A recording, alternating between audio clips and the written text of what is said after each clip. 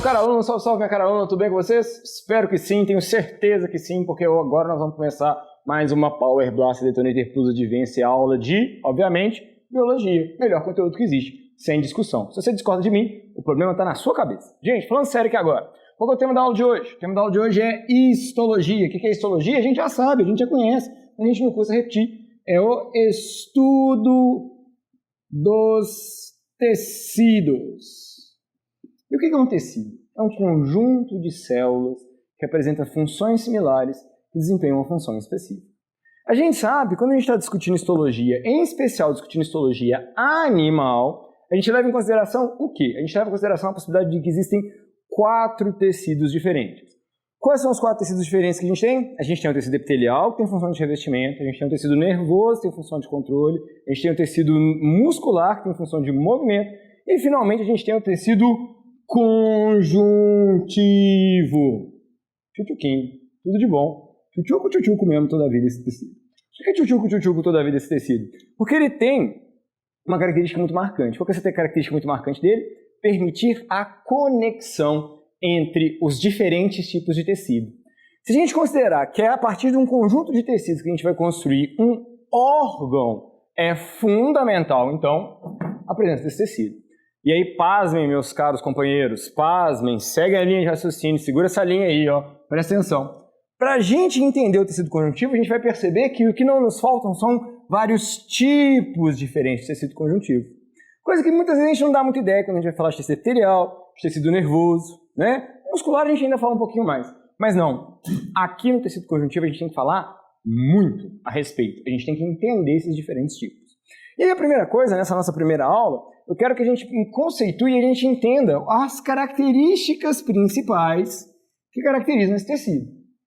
E aí, qual é a principal característica? A presença de uma matriz intercelular. O que é uma matriz intercelular? É uma substância que vai existir entre as células, daí o nome, né? Matriz intercelular.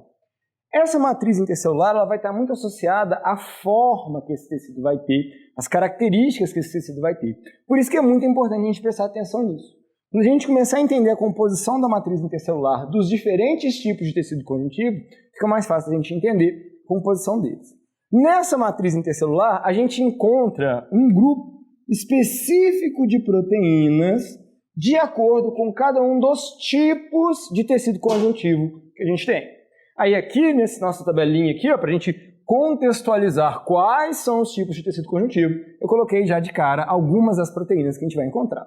Reparem, olha os tipos de tecido e olha como o tecido conjuntivo realmente vai atuar na perspectiva da conexão, de juntar os diferentes tipos de tecido para viabilizar os órgãos. Quais são os tipos então? Sanguíneo, ósseo, cartilaginoso, adiposo e propriamente dito. Eu adoro esse nome, propriamente dito. Por que propriamente dito? Porque como o próprio nome sugere, né? Ele é um tecido conjuntivo que vai fazer a conexão entre os vários tipos de tecido. Esses 4 anteriores que eu cito para vocês, eles têm funções mais bem determinadas, eles têm características mais marcantes. Mas o propriamente dito não. O propriamente dito ele vai viabilizar justamente isso, essa comunicação entre os outros tecidos. Ele, inclusive, na nossa aula que a gente vai ter específico sobre o propriamente dito, a gente vai ver que ele tem subdivisões e a gente vai discutir depois essas subdivisões. Esse tecido, propriamente dito, ele é a personificação do tecido conjuntivo. Tanto é que ele tem várias proteínas diferentes compondo a sua matriz intercelular, como colágenos, elásticas e reticulares. Dependendo da composição e qual delas está aparecendo em maior destaque, a característica do propriamente dito varia um pouquinho, sendo mais rígido ou menos rígido. Além dele, nós vamos ter também aqui, tecido conjuntivo adiposo. Esse aqui tem todo um rolê, pensando nessa nossa sociedade moderna, em relação a isso aqui, né? Inclusive uma certa fobia, meio estúpida, em relação à composição desse tecido e a presença dele no nosso organismo. Ele é tecido conjuntivo? Ele é tecido conjuntivo, mas ele quer um pouquinho fugir da regra dos tecidos conjuntivos, porque ele vai ser aquele que não vai apresentar quase nada de matriz intercelular. Ou seja, as células dele estão muito próximas. Então é que eu não vou citar nenhuma proteína específica aqui nessa sua composição. É um tecido com uma baixa atividade metabólica, nós vamos discutir ele depois também, num outro momento.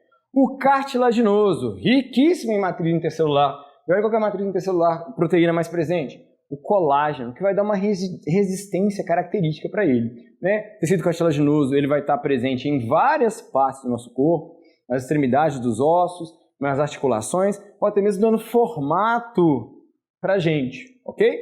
O tecido ósseo, nem falo tanto que ele é importante, ele também vai ser riquíssimo em fibras colágeno, riquíssimos em proteínas do tipo colágeno, só que ele vai se diferenciar do tecido cartilaginoso por vários motivos, mas entre ele é o fato de que essa matriz intercelular dele também vai ser rica numa matriz mineral, uma matriz inorgânica, tendo alta concentração principalmente de quem? De cálcio, para dar essa resistência característica, essa dureza característica aos ossos. E por último, mas não menos importante, pelo contrário, justamente o oposto, nós teremos o tecido conjuntivo sanguíneo. Esse tem como característica muito marcante a matriz intercelular com uma alta concentração de água, o que faz com que ele seja um tecido líquido. Ele tem várias células específicas que vão desempenhar funções muito específicas. Como proteína de destaque na composição da matriz intercelular, nós vamos citar a proteína albumina. Mas em todos esses diferentes tipos, nós vamos ter aulas específicas para discutir cada um deles. Demorou? Então, nessa nossa introdução a gente comentou as principais características do tecido conjuntivo, revisamos rapidamente os 4 tipos de tecido que a gente encontra na composição dos animais e vimos quais são os tipos diferentes de tecidos conjuntivos. Fica com a gente, até a nossa próxima aula, onde a gente começa a discutir esses tipos. Tudo de bom para vocês, até lá, falou, tchau para vocês.